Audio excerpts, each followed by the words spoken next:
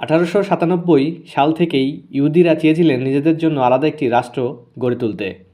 পরে যা তারা ফিলিস্তিনের জায়গা দখল করে ইহুদিদের জন্য ইসরায়েল রাষ্ট্র গঠন করেছিল। আরবদের হটিয়ে কিভাবে ইসরায়েল রাষ্ট্রের জন্ম হয়েছিল তাই জানব আজ। আসুন প্রথমে ফিলিস্তিন ইসরায়েল দুই দেশের ভৌগোলিক অবস্থান সম্পর্কে জানি।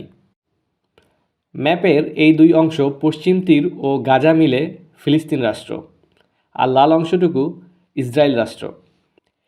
ফিলিস্তিন ইসরায়েলের পশ্চিম পাশে ভূমধ্য সাগর, উত্তরে রয়েছে লেবানন, উত্তর পূর্বে সিরিয়া, দক্ষিণ পূর্বে জর্ডান এবং দক্ষিণ পশ্চিমে মিশর অবস্থিত। জর্ডান নদীর পশ্চিম তীরে ফিলিস্তিনের পশ্চিম তীর, যা নিয়ন্ত্রণ করে ফাতা। 1956 সালে ইয়াসির আরাফাত ফাতা প্রতিষ্ঠা করেন। বর্তমানে ফাতা এর প্রধান মাহমুদ আব্বাস। পশ্চিম তীরের বাণিজ্যিক রাজধানী হল রামাল্লা। অপরদিকে গাজাকে নিয়ন্ত্রণ করে হামাস।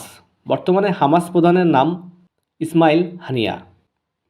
ফিলিস্তিনের পশ্চিম তীরে রয়েছে জেরুজালেম শহর। জেরুজালেম হল মধ্যপ্রাচ্যের একটি ঐতিহাসিক ও ধর্মীয়ভাবে গুরুত্বপূর্ণ শহর, যা ইসরায়েল ও ফিলিস্তিনের মধ্যে বিবাদের কেন্দ্রবিন্দু। এটি ইহুদি, খ্রিস্টান ও মুসলিম তিন ধর্মের জন্য পবিত্র স্থান হিসেবে বিবেচিত হয়। ইহুদিদের জন্য এটি তাদের সবচেয়ে পবিত্র শহর, কারণ এখানে রয়েছে ওয়েস্টার্ন ওয়াল, যা ইহুদিদের জন্য খুবই পবিত্র স্থান। খ্রিস্টানদের জন্য এখানে যীশু খ্রিস্টের ক্রুশবিদ্ধকরণ, মৃত্যু ও পুনরুদ্ধারের হিসেবে বিবেচিত। আবার মুসলমানদের জন্য এটি ইসলামের তৃতীয় পবিত্র শহর। এখানে রয়েছে আল আকসা মসজিদ এবং কুব্বাত আল শাখরা। এই জেরুজালেম শহর নিয়ে বিস্তারিত আলোচনা করব অন্য আরেকটি ভিডিওতে। মূল ইতিহাসে আসি। 1917 সাল থেকে 1948 সাল পর্যন্ত ফিলিস্তিনের ভূমি ব্রিটেনের নিয়ন্ত্রণে ছিল। তখন ব্রিটিশ সরকার সিদ্ধান্ত নিয়েছিল যে ফিলিস্তিনের মাটিতে ইহুদিদের জন্য একটি আলাদা রাষ্ট্র গঠনের জন্য সহায়তা করবে।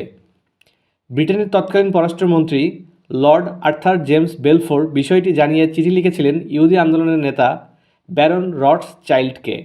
তৎকালীন ব্রিটেনের পররাষ্ট্রমন্ত্রীর সে চিঠি বেলফোর ডিক্লারেশন হিসেবে পরিচিত। ফিলিস্তিনের গাজা থেকে 2 মাইল উত্তরে কিবুটস এলাকা। এখানে 1930 দশকে পোল্যান্ড থেকে আসা ইহুদিরা কৃষি খামার গড়ে তুলেছিল। ইহুদিদের পাশেই ছিল ফিলিস্তিনি আরবদের বসবাস। সেখানে আরবদের কৃষি খামার ছিল, তারা কয়েক শতাব্দী ধরে সেখানে বসবাস করছিল। সেই সময় মুসলমান ও ইহুদিদের মধ্যে সম্পর্ক মোটামুটি বন্ধুত্বপূর্ণ ছিল। কিন্তু পরে ফিলিস্তিনিরা বুঝতে পারল যে তারা ধীরে ধীরে জমি হারাচ্ছে। ইহুদিরা দলে দলে সেখানে আসছে এবং জমি ক্রয় করছে। 1933 সালের পর থেকে জার্মানির শাসক হিটলার ইহুদিদের প্রতি কঠোর হতে শুরু করে। তখন জাহাজে করে হাজার হাজার ইহুদি অভিবাসী ফিলিস্তিন ভূখণ্ডে আসতে থাকে। 1938 সালে ফিলিস্তিনে ইহুদিদের সংখ্যা 3% থেকে বেড়ে 30% হয়ে যায়। তখন ফিলিস্তিনি আরবরা বুঝতে পারে যে তাদের অস্তিত্ব হুমকির মুখে পড়েছে। ফিলিস্তিনি আরবরা নিজেদের অস্তিত্ব টিকিয়ে রাখার জন্য তখন বিদ্রোহ শুরু করে দেয়। তখন তাদের হামলার লক্ষ্যবস্তু হয়েছিল ব্রিটিশ সৈন্য এবং ইহুদি নাগরিকরা। কিন্তু আরবদের সে বিদ্রোহ তখন কঠোর হাতে দমন করেছিল ব্রিটিশ সৈন্যরা। দ্বিতীয় বিশ্বযুদ্ধের সময় হিটলারের বাহিনী দ্বারা লাখ লাখ ইহুদি মারা যায়। 1945 সালে দ্বিতীয় বিশ্বযুদ্ধ শেষ হওয়ার পর যেসব ইহুদি বেঁচে ছিলেন পরে তারাও ফিলিস্তিনে চলে আসেন। তখন ফিলিস্তিনি ভূখণ্ডে ইহুদিদের জন্য একটি আলাদা রাষ্ট্র গঠনের চিন্তা আরও জোরালো হয়। এরপর প্রায় ইহুদিদের সাথে ফিলিস্তিনিদের বিবাদ লেগেই থাকত। ব্রিটেন এই বিবাদের সমঝোতা করতে না পেরে বাধ্য হয়ে 1947 সালে বিষয়টিকে জাতিসংঘে নিয়ে যায়। 1947 সালে নভেম্বর মাসে ফিলিস্তিনের ভূখণ্ডে 2টি রাষ্ট্র গঠনের সিদ্ধান্ত নেয় জাতিসংঘ, একটি ইহুদিদের জন্য এবং আরেকটি আরবদের জন্য। কিন্তু মজার বিষয়, ইহুদিরা মোট ভূখণ্ডের 10% মালিক হলেও তাদেরকে দেওয়া হয় মোট জমির 55%, আর ফিলিস্তিনিকে দেওয়া হয় বাকি 45% জায়গা মাত্র। স্বভাবতই আরবরা এই সিদ্ধান্ত মেনে নেয়নি। তারা জাতিসংঘের এই সিদ্ধান্ত খারিজ করে দেয়।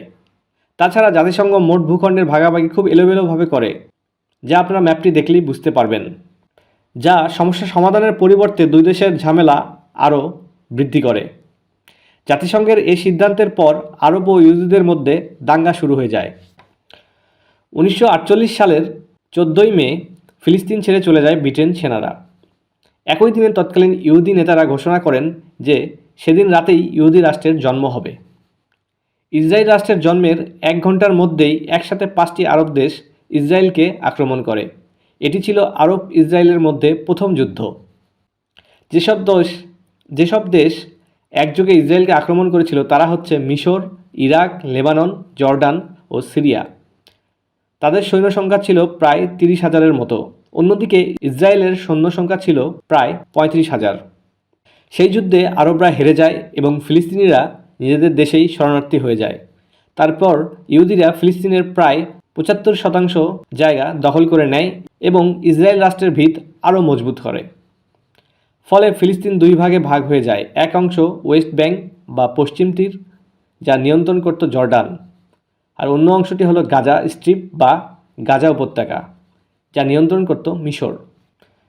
এরপর 1956 সালে সুয়েজ খাল দখল নিয়ে মিশরের সাথে ইসরায়েল, ব্রিটেন এবং ফ্রান্স এর যুদ্ধ বাধে। এটি আরবদের সাথে ইসরায়েলের দ্বিতীয় যুদ্ধ। এই যুদ্ধে মিশর হেরে যায়।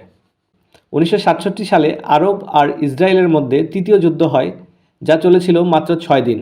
এই যুদ্ধ ইতিহাসে 6 ডে ওয়ার নামে পরিচিত। 1973 সালে আরব আর ইসরায়েলের মধ্যে চতুর্থ যুদ্ধ হয়। এ যুদ্ধে ইসরায়েল মিশরের সিনাই উপত্যকা এবং সিরিয়ার গোলান মালভূমি দখল করে নেয়। 1978 সালে ইসরায়েল ও মিশরের মাঝে একটি সমঝোতা চুক্তি হয়। ফলে ইসরায়েল সিনাই উপত্যকা মিশরকে ফেরত দেয়। বিনিময়ে মিশর প্রথম আরব রাষ্ট্র হিসেবে ইসরায়েলকে রাষ্ট্র হিসেবে স্বীকৃতি দেয়। 1987 সালে মিশরের মুসলিম ব্রাদারহুডের ফিলিস্তিনি শাখা হামাস প্রতিষ্ঠিত হয়। প্রতিষ্ঠার পর থেকে আজ পর্যন্ত ফিলিস্তিনি মানুষের অধিকার আদায়ে ইসরায়েলের সাথে লড়ে যাচ্ছে হামাস। এই ছিল ফিলিস্তিন ও ইসরায়েল যুদ্ধের কারণগুলোর সংক্ষিপ্ত বিবরণ। ভিডিওটি ভালো লাগলে অবশ্যই চ্যানেলটি সাবস্ক্রাইব করবেন এবং আপনার কোনো মতামত থাকলে অবশ্যই কমেন্ট করে জানাবেন। ধন্যবাদ।